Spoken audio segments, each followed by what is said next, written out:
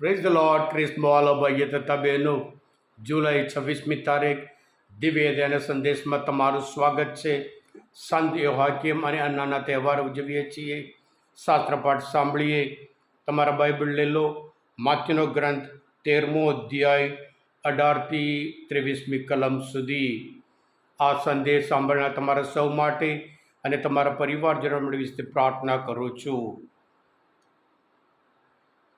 ઈશ્વે કહ્યું, તમે વાવનાર દૃષ્ટાંતનો અર્થ સાંભળો. જ્યારે કોઈ ઈશ્વરના રાજ્યની વાણી સાંભળે પણ સમજે નહીં, ત્યારે શેતાન આવીને તેના હૃદયમાં જે વાવ્યું હોય તે ઝડપ મારીને લઈ જાય છે. પગથી ઉપર પડેલા બી તે આ કડકાળ જમીન ઉપર પડેલા બી એટલે એવો માણસ જે વાણી સાંભળતા તેને તક્ષણ આનંદથી વધાવી લે છે, તેનામાં મૂળ બાજેલા હોતા નથી, એટલે તે બહુ ટકતો નથી. ઈશ્વરની વાણીને કારણે દુઃખ કે સતામણી સહન કરવાની વેળા આવે ત્યારે તે તરત જ ખરી પડે છે. ઝાંખરામાં પડેલી બી એટલે એવા માણસ જે વાણી સાંભળે છે ખરો, પણ સંસારની ચિંતાઓ અને ધનની માયા એ વાણીને ગુંગળાવી મારે છે અને એ નિષ્ફળ જાય છે. સારી જમીનમાં પડેલું બી એટલે એવો માણસ જે વાણી સાંભળે છે, સમજે છે અને એના જીવનમાં પાક પણ બેસે છે. કોઈમાં 100 ગણો, કોઈમાં 60 ગણો, કોઈમાં 30 ગણો. આ પ્રભુની વાણી છે, તે આપણો આધાર છે. ક્રિસ્મવાલ ભાઈએ તા બહેનો, આપણે બધા જ સારું જીવન જીવવા માટે પ્રયત્ન કરીએ છીએ, ઈચ્છા છે. સારું જીવન જીવવામાં અમુક વખત અમુક અડચણ રૂપ આવી જાય છે, ઓબ્સ્ટેકલ આવી જાય, આડખલી રૂપે આવી જાય છે. એટલે પ્રભુ ઈસુ આજના શુભ સંદેશ દ્વારા એ જે અડચણરૂપ હોય, જે ઓબ્સ્ટેકલ હોય, એ આપણામાંથી જ આવે છે. અને એનું કારણ શું છે અને પરિણામ શું છે, પ્રભુ ઈસુ આજના શુભ સંદેશ દ્વારા પ્રભુ સમજાવે છે.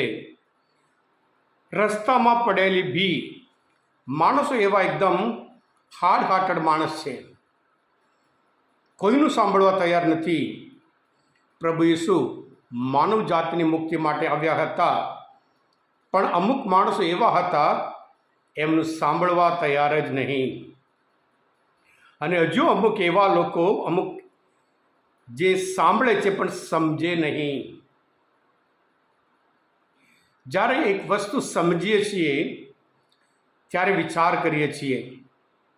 જ્યારે વિચાર કરીએ છીએ ત્યારે જીવનમાં શું સારું છે, શું ખોટું છે, જે સારું કે બુરું આપણે ખબર પડે છે, એ પ્રમાણે જીવીએ છીએ. અને હજુ ત્રીજા પ્રકારના એ છે ઝાંખરામાં પડેલા, એટલે માણસ જે સંસારની ચિંતા. જ્યારે આકાશ ક્લિયર હોય ત્યારે આપણે આકાશ તરફ બધું જોઈ શકીએ, સ્ટાર જોઈ શકીએ. પણ જ્યારે આકાશમાં વાદળ આવી જાય, આપણે આગળ પણ જોઈ શકતા નથી, ઉપર પણ જોઈ શકતા નથી. અને એવી જ રીતે વચન સ્વીકાર કર્યા પછી જ્યારે સંસારની ચિંતાઓ, ધનની માયા એ બધું આવે ત્યારે આપણા જીવનમાં જે આગળ કેવી રીતે વધવાનું એ આપણે સૂચતું નથી. હા ક્રિસ્મવાલ ભાઈ હતા બહેનો, દુનિયામાં સૌથી શ્રેષ્ઠ શિક્ષક, દુનિયામાં સૌથી શ્રેષ્ઠ ગુરુ એ પ્રભુ ઈસુ છે. પ્રભુ ઈસુ આખી માનવ જાત માટે આ પૃથ્વી પર આવ્યા હતા, પણ બધાએ એમને સ્વીકાર કર્યો નહીં. આપણને પણ આ શુભ સંદેશ મળ્યા હોય, અને જેને શુભ સંદેશ મળ્યા હોય, પ્રભુ અપેક્ષા રાખે છે. એક મહાન ખેડૂત છે.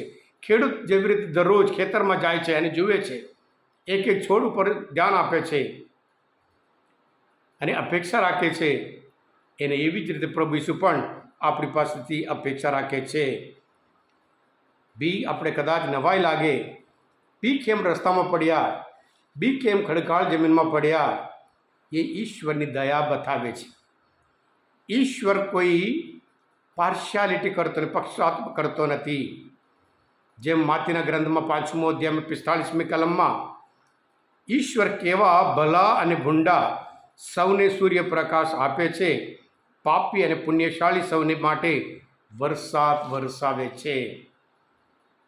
હા કૃષ્ણ ભાઈ હતા બહેનો, આજનો શુભ સંદેશ, આ મનન ચિંતન શાસ્ત્રપાઠ સમજવા માટે, પ્રભુ ઈશ્વરને ઓળખવા માટે મદદરૂપ થયા હોય, તમે પોતે સબસ્ક્રાઈબ કરજો અને બીજા માટે પણ ફોરવર્ડ કરજો, જેથી કરી તેઓ પણ જીવન પામે અને એમના જીવનમાં પણ 100 ગણું, 60 ગણું, 30 ગણું પરિણામ લાવે. પ્રભુ ઈસુ, હું તમારામાં વિશ્વાસ રાખું છું. તમે બધા આશીર્વાદિત છો, અભિષિક્ત છો. બોલો દિવ્ય દયાનો જય.